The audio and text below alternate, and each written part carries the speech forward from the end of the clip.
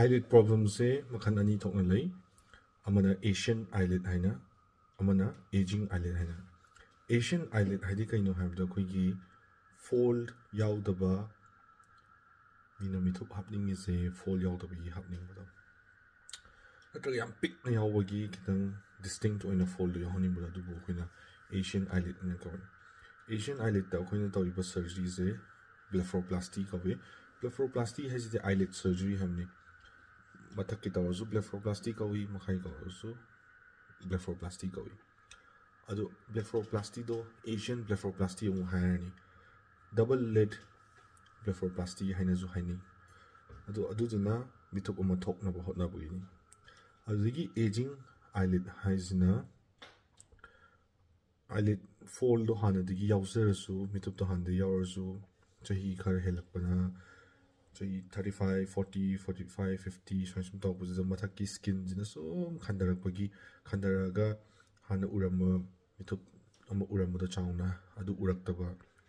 sum khandarak pagi akhoi vision je sum mit na uba range se sum handarak pa dugi khandarak pagi lumdarak pa mit uba je nuai taba khanjal pai type tawba sigum je phanaba tawi aging blepharoplasty so this is to say skin gi strip ama nan na lawthoga adu amu suture tawgi doini azigi Asian blepharoplasty hadina fall ama naw na semdoine atopa lam khogi western side ta Turkey guma Iran guma adudi Asian haibagi problem do leitramnina moidadi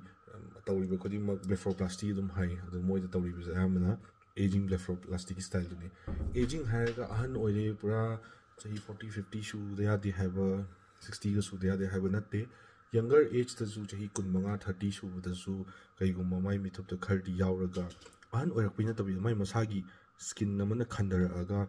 fold do matati khandara aga khapik na uraga di adu lokthok yai adu amu aging kawara Asian kawara adu di yamna complex situation amo re adum just blepharoplasty haibana pharani kaigino ta hekta ahan ora pi khandarak puzuna tamina mitup ti yauzaraga khar khandarak puduna pikna ubagi adu lokthok yai natraga han de yauzarazu mitup to khar yauzarazu khar hena chauna yahon biona hairpa mi zu lei eyelid chung yaw da bi da fold eyelid yaw themte crease to chung yaw da bi da crease semning mo mi zu lei pikna lei be khar chawning mo zu lei yawzer ga mathak ti khandara pagi khandari ba skin da lokthok mo zu lei ahan ora ga khandar ba henjan malaktana khandara pa zu lei adu ahan ora ga zu khoina khandara pa skin da lokthok khanda zu lei hori mo mi to adu hen chawng pa ma ga di khar hena chawna sem bi yai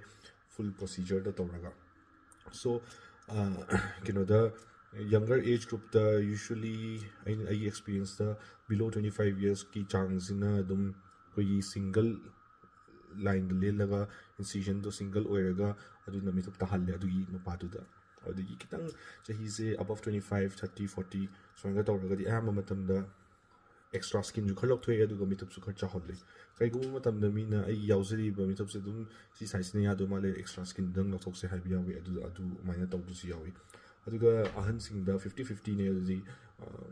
skin khandar ko adu dang lokthok ga makhana mithup yawm yawi du khandari ba skin da lokthok ga makhana le hori ba mithup to hana de pi ngai de ma yam pik na yawse bo oirega di adu na mu ngai te na khar chahon bi ha bi chawzu chahon ba mathak ti skin ju khalok thok ba adu mai tawga mixed sigi complex matter ne karamba mi da kamai taw sigi have do mi du condition yenga si je tawga da mi du ga doctor du ga puna pamba somna kai pami kai yani kai oithokani kai oithoi adu discuss toroga khanbina ga tabani anything haning bole di comments ta hangiro and atopa topic ta video sem haning bo orga di dum habiro sem no na jarke thank you for watching